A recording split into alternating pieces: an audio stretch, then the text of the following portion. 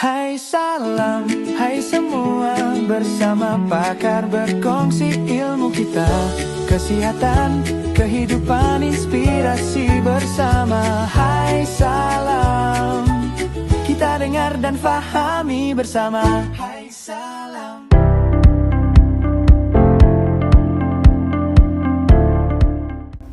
Assalamualaikum, selamat sejahtera kepada semua penonton Hai Salam Podcast.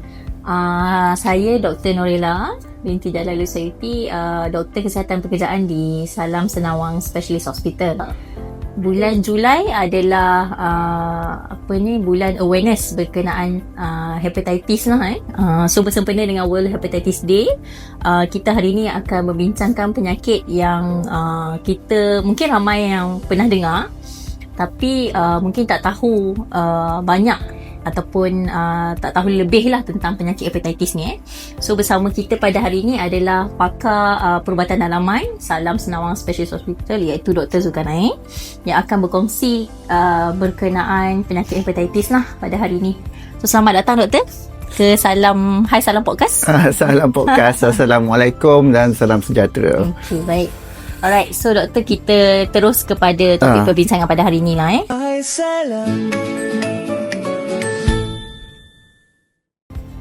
Okey, so Doktor, kita nak tahu lebih lanjut tentang penyakit ni. Tapi sebelum tu, mungkin Doktor boleh terangkan apa fungsi hati sebenarnya Doktor dalam tubuh badan kita lah. Okey, sebelum saya pergi ke fungsi hati, kita kena tahu apa itu perkataan hepatitis. Mungkin bagi setengah-setengah orang ataupun setengah-setengah even masyarakat biasa, mungkin dia beranggapan hepatitis itu adalah penyakit seperti hepatitis A, B, C. Padahal hepatitis ni adalah satu makna yang agak meluas. Maksudnya hepatitis adalah maksudnya adalah keradangan pada hati ataupun dalam bahasa penting inflammation ataupun inflamasi pada hati. So inflamasi pada hati ni banyaklah dia punya sebab-sebab dia kenapa menjadi radang pada hati, hepatitis. So banyak sebab. Tapi sebelum tu of course kita kena tahu apakah fungsi hati. Baru kita tahu apakah yang berlaku sekiranya dapat kerosakan pada hati kan. So hati ni sebenarnya fungsi hati terletak dia dekat bahagian sini, bahagian bawah kita punya tulang rusuk sebelah kanan ni. Hati yang empedu dia lokasi dia samalah. So fungsi hati ni yang paling penting adalah dia actually membantu kita untuk menapis, untuk filter kita punya toksin badan, dan dia memberi kita sumber tenaga juga, dan dia juga actually membantu dalam penghadaman lemak. Dan lagi selain daripada itu juga fungsi hati ni penting untuk pembekuan darah. Seandainya berlaku masalah pada hati, masalah pembekuan darah jadi bermasalah sebab dia mengeluarkan faktor-faktor yang boleh menyebabkan pembekuan darah. So hati memang amat penting dalam kehidupan, dalam untuk pencernaan, penghadaman untuk setiap manusia lah. Untuk metabolisme badan Metabolisme badan. Banyaklah kalau saya nak senaraikan, memang banyak. Itu antara yang penting lah yang kita kena tahu kan. Hai salam. Doktor, coming back to hepatitis, apa agaknya simptom-simptom ataupun gejala yang boleh bersakit dapatlah kalau kita suspek dia hepatitis? Okey, kebanyakannya yang kita nampak kan, dia tidak mempunyai simptom, tidak mempunyai gejala. So apa yang kita nampak cuma melalui rutin check up, kita buat medical check up, tengok bacaan enzim hati tu meningkat, so dia naik.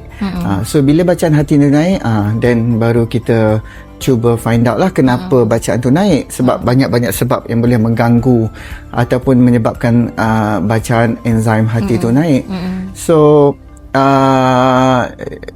kita kena tahu. Yang kedua, itu yang kita panggil asymptomatic lah, maknanya dia tiada symptoms lah. Yang bersimptom pula biasanya gejala-gejala dia sakit di bahagian yang saya sebut tadi lah, bahagian bawah kanan dekat sini, dekat bahagian tulang rusuk ni dia sakit. Lepas tu mungkin mata akan jadi kuning, jadi kuning. Lepas tu perubahan pada warna najis, perubahan pada warna air kencing, Dan kalau tahap kronik biasanya perut akan menjadi kita mengembung, semua urat timbul-timbul. So itu antara yang severe lah, yang teruk. Ada lagi sampai yang macam delirious, macam dia terawang-awang sebab bahagian toksin tidak dikeluarkan daripada badan, so dia accumulate, dia akan bergumpul dan menyebabkan kita jadi kurang waras. So itu antara gejala yang ekstrim lah. Antara gejala hati lah jika terdapat masalah. Hai salam. Okey, doktor, tadi doktor ada sentuh sikit berkaitan jenis-jenis hepatitis lah. So mungkin doktor boleh terangkan berapa banyak jenis hepatitis? Macam saya cakap lah, hepatitis ni adalah radang paru-paru. Penyebabnya mungkin banyak sebab. Antara yang common, yang biasa yang kita nampak adalah hepatitis A, B, C, D, E. Setakat ni kita ada 5 hepatitis lah. So saya bagi secara umum dulu, dan sebab lain mungkin ada sebab-sebab yang hepatitis ni ada virus, hepatitis A, B, C, D virus, dan banyak lagi virus-virus lain yang boleh menyebabkan hepatitis selain daripada A, B, C, D, E ni tadi. Macam denggi pun boleh menyebabkan hepatitis juga. So denggi, kencing tikus, dan banyak virus-virus lain yang boleh menyebabkan keradangan pada fungsi hati. So dan of course dari segi fungal infection, dari segi kulat, dari segi bakteria. So segala infection actually boleh melibatkan boleh buat keradangan pada hati. So itu antara yang biasa kita nampak lah. Dan satu lagi sebelum saya terlupa, hati yang berlemak. Hati yang berlemak, mungkin kolesterol tinggi, itu boleh menyebabkan bacaan hati tu meningkat juga. So itu yang kebanyakannya tak ada symptoms. Yang tu. Okey. Hai salam. So doktor, coming back to hepatitis A, B, C dan E tadi, mungkin doktor boleh terangkan apa agaknya beza antara setiap jenis hepatitis tu? Okey, hepatitis A dengan hepatitis A dia berjangkit melalui food contamination lah, makanan yang tercemar. B dengan C adalah melalui darah, So ini antara yang 3 yang paling common lah. So B dengan C bahaya sebab dia boleh menyebabkan kemudaratan, boleh menyebabkan kegagalan hati, boleh menyebabkan hati menjadi keras, kita panggil cirrhotic hati, liver cirrhosis. Yang ni memang bahaya. So kalau setakat hepatitis A itu adalah dia self-limiting, dia boleh baik sendiri. Walaupun ada vaksin-vaksin yang kita recommend, tapi sebenarnya dia boleh baik sendiri.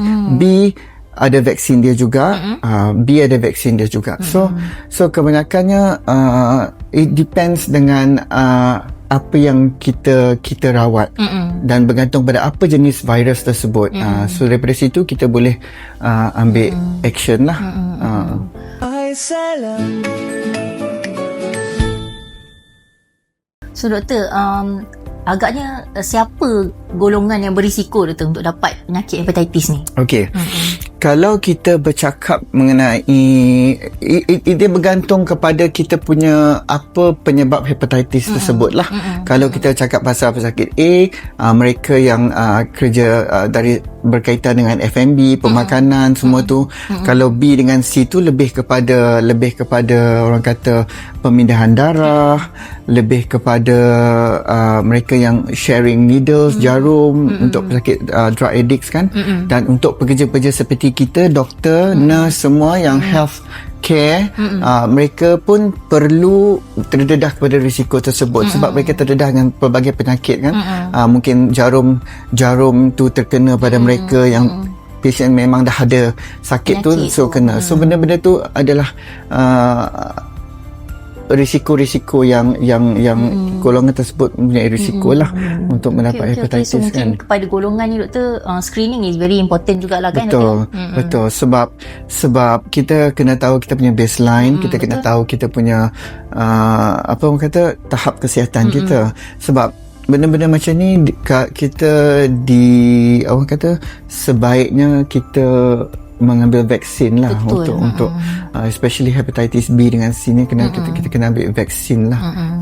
Hai salam. Okay. Alright, tadi doktor ada sebut tentang denggi sikit kan doktor kan? So mungkin doktor boleh elaborate sedikit lah berkenaan denggi ni. Macam mana, apa kaitan denggi tu doktor dengan hepatitis tu? Okey. Denggi ni sebenarnya kita tahulah disebabkan oleh nyamuk Aedes, nyamuk Aedes, dan sekarang ni tengah musim denggi, memang banyak kes dekat ward kita nampak. Dan denggi ni selain daripada menyebabkan kita punya platelet tu rendah, kepekatan darah meningkat, dia juga boleh menyebabkan keradangan pada hati. So biasanya pesakit-pesakit yang muntah-muntah, sakit perut, so kita kena tengok, kita kena ambil darah, kita kena cek dia punya hati.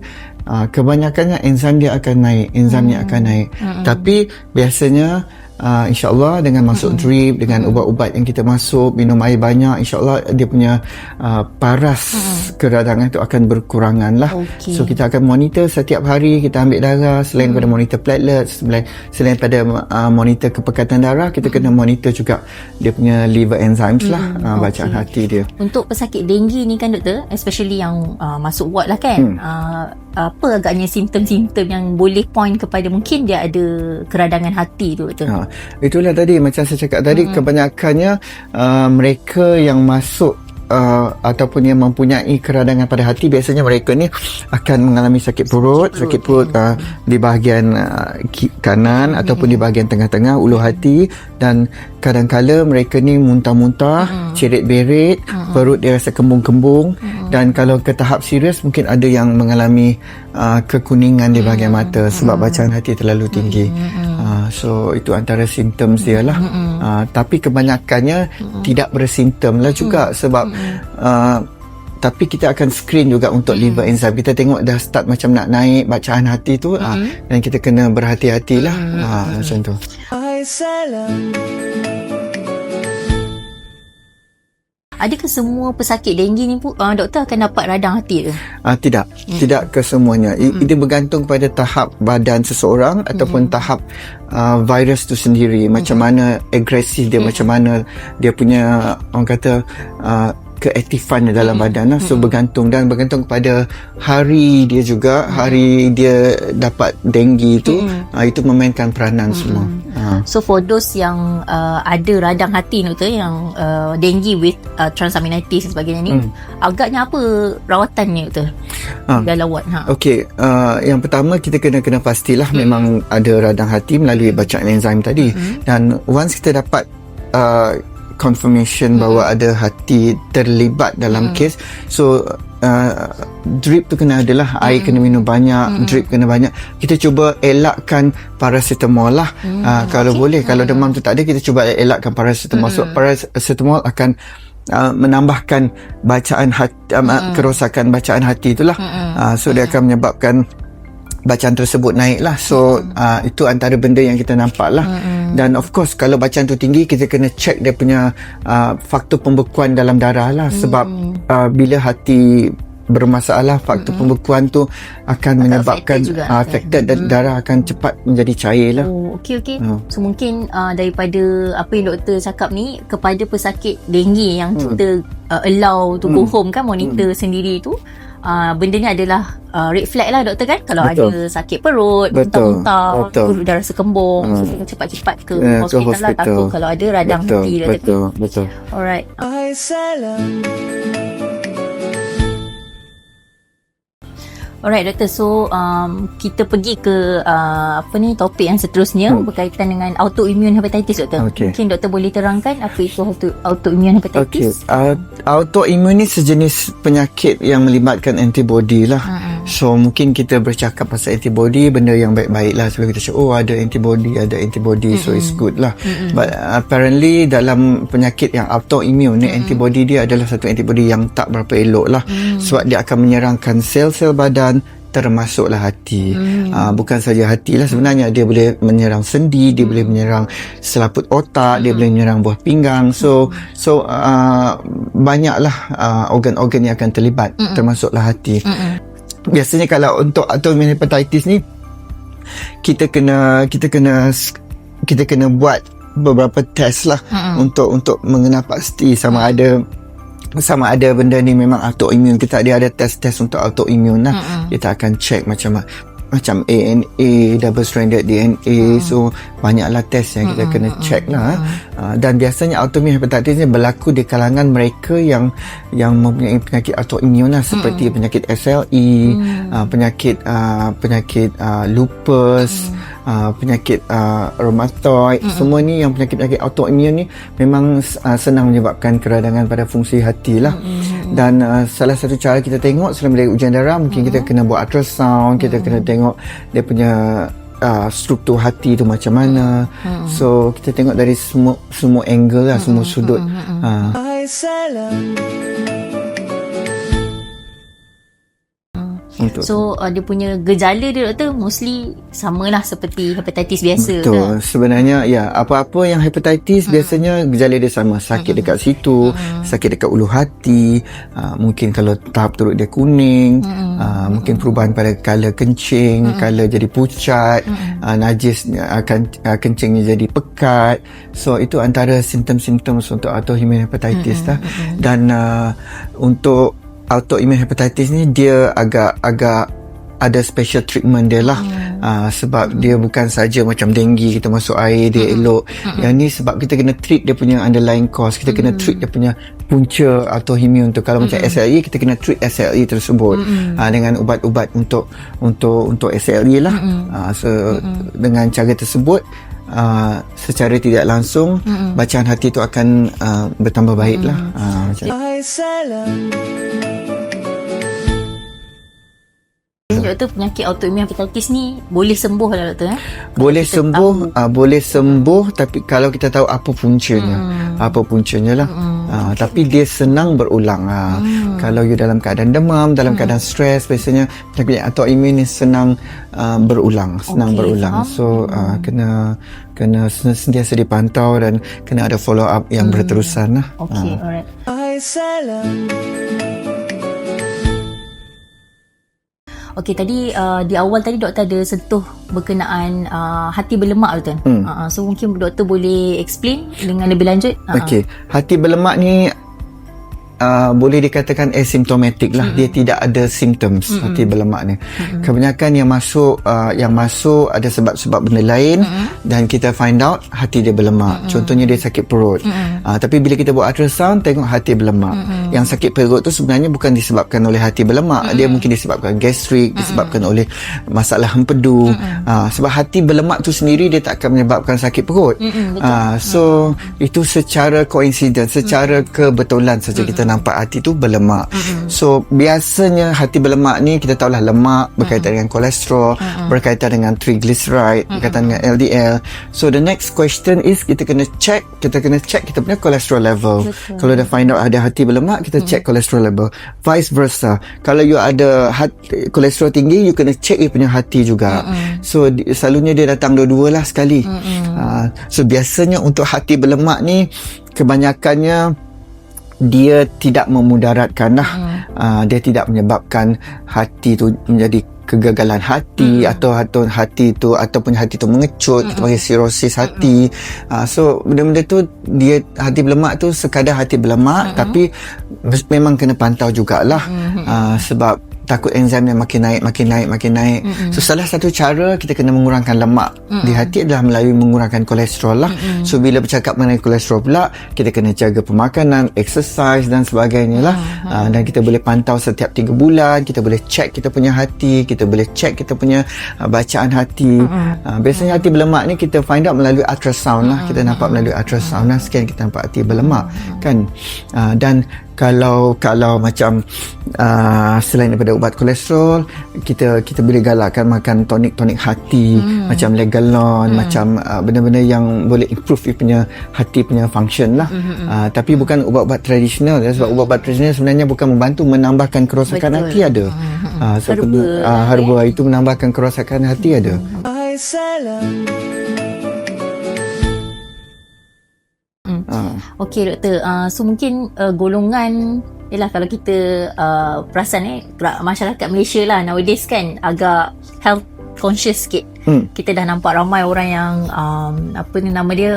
banyak pergi bersukan dan sebagainya, doktor kan, diet semua kan. So mungkin kita boleh syorkan pada mereka yang health conscious ni ataupun baru nak berjinak-jinak dalam menjadi health conscious ni, untuk buat saringan lah, doktor kan. Betul. Especially those yang BMI, Betul. yang obese, Betul. overweight, obese dan Betul. sebagainya tu. Betul. Tu mungkin satu orang kata risiko lah untuk dapat fatty liver ni. Betul. Hati berlemak ni lah. Betul. Betul. Mereka yang mempunyai family history yang tak berapa cantik, dan mereka yang mempunyai masalah-masalah kencing manis, darah tinggi, itu memang senang dapat hati berlemak. Memang sebab darah tinggi, kencing manis, dan yang ketiga tu kolesterol memang adik-beradik. So once you ada benda ni, memang hati you memang senang dapat hati berlemak. So nak kena pantau kan. Betul. Dengan diet dan juga exercise tu boleh reverse tu. Memang betul. Reverse tu lah. Bagi yang cuma sekadar diet macam contohnya belum on ubat lagi, macam kencing manis ke apa ke, so itu memang membantu. Kan? Betul. Hai salam. Alright, so tadi doktor ada sentuh tentang denggi.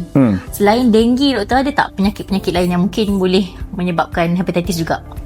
Okey, selain macam saya cakap, denggi, hepatitis A, B, C, D, itu semua adalah virus-virus kan. Dan kita pun bercakap pasal autoimmune hepatitis tadi, dan kita pernah bercakap pasal fatty liver.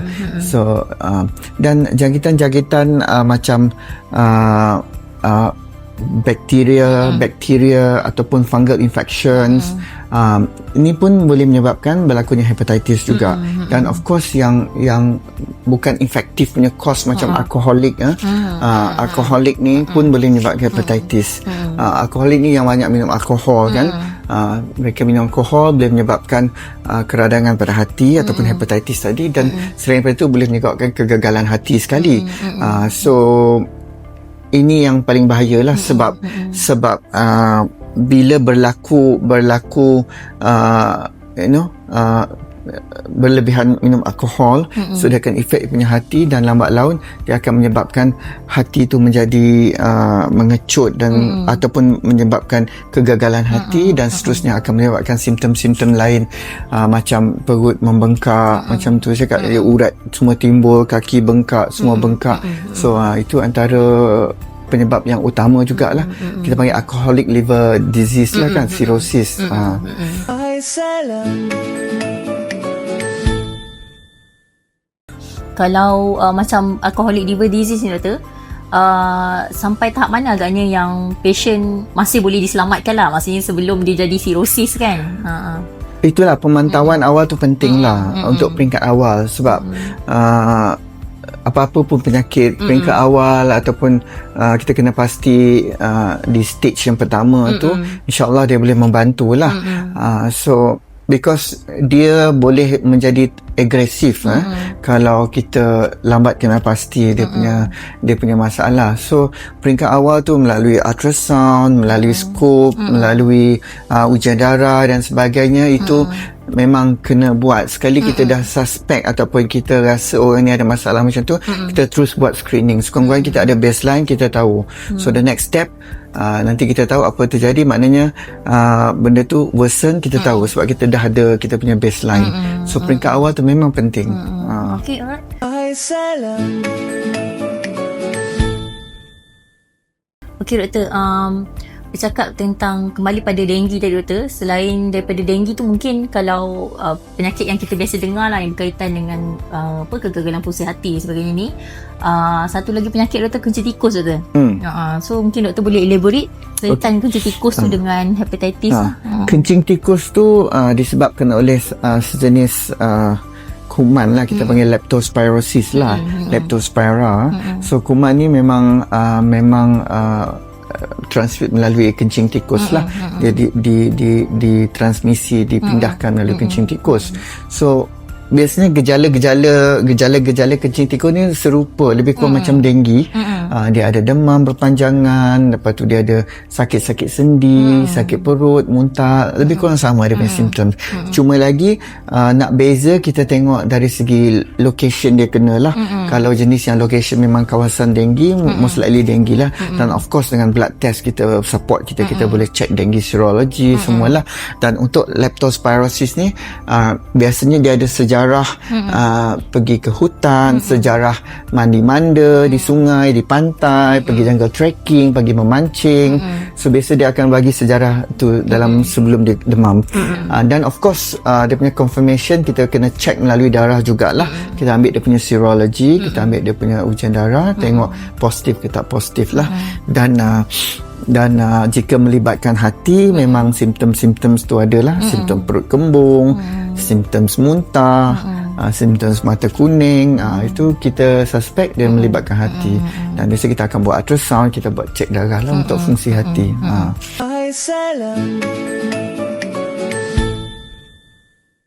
Kalau macam dengue tadi doktor, main treatment dia lebih kepada hydration lah. Betul. Kan, IV drip dan sebagainya. Betul. Kalau kencing tikus ni, Kencing doktor tikus kita macam biasa bagi antibiotics. Biasanya kita bagi antibiotics untuk kuman tersebut lah, kuman leptospirosis lah, kita bagi antibiotics lah biasanya. Dan of course dengan support dengan drip juga, hydration tu pun perlu jugalah untuk sebab dia selain pada hati, dia boleh melibatkan masalah buah pinggang buah pinggang. So air tu penting lah.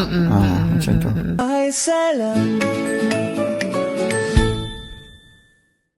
mungkin pemantauan tu perlu lah doktor kan, walaupun kata dah Betul. discharge dan sebagainya. Betul. Mungkin perlu berkala ambil darah, follow up ambil darah sampai betul-betul bebas lah.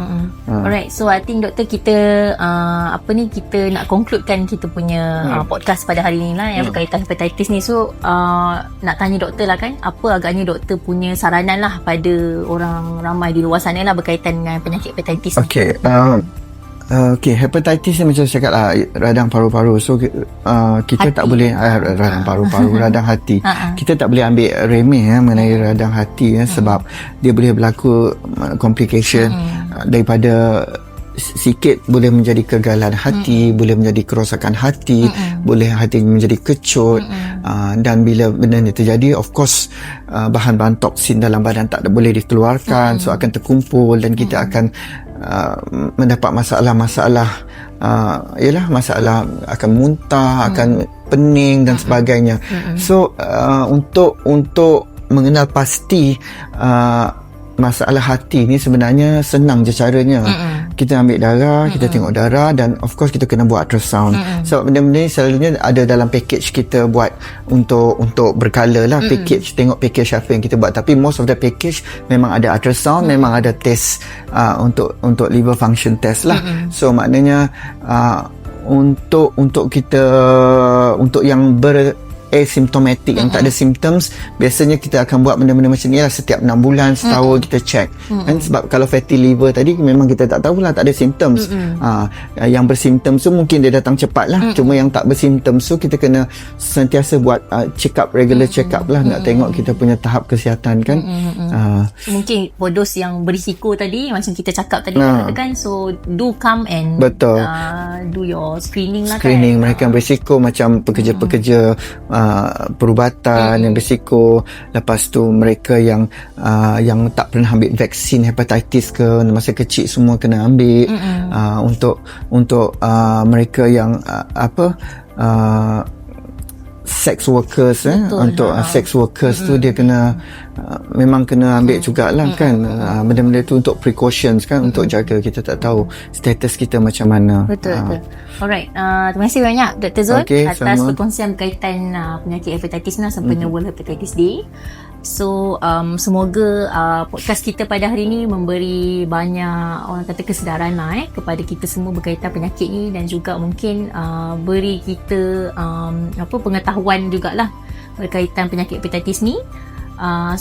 Kepada, mungkin kita nak kata satu, kepada yang berisiko lah juga kan, tapi kepada yang tidak berisiko juga, ambil kesempatan ni untuk do your screening lah. Because screening actually sangat membantu juga, Betul. especially pada dos yang asymptomatic lah. Betul. So saya Dr. Norila, moderator anda pada hari ini, dan kita akan jumpa lagi pada podcast Hai Salam Podcast yang akan datang. Terima kasih, jumpa lagi. Right.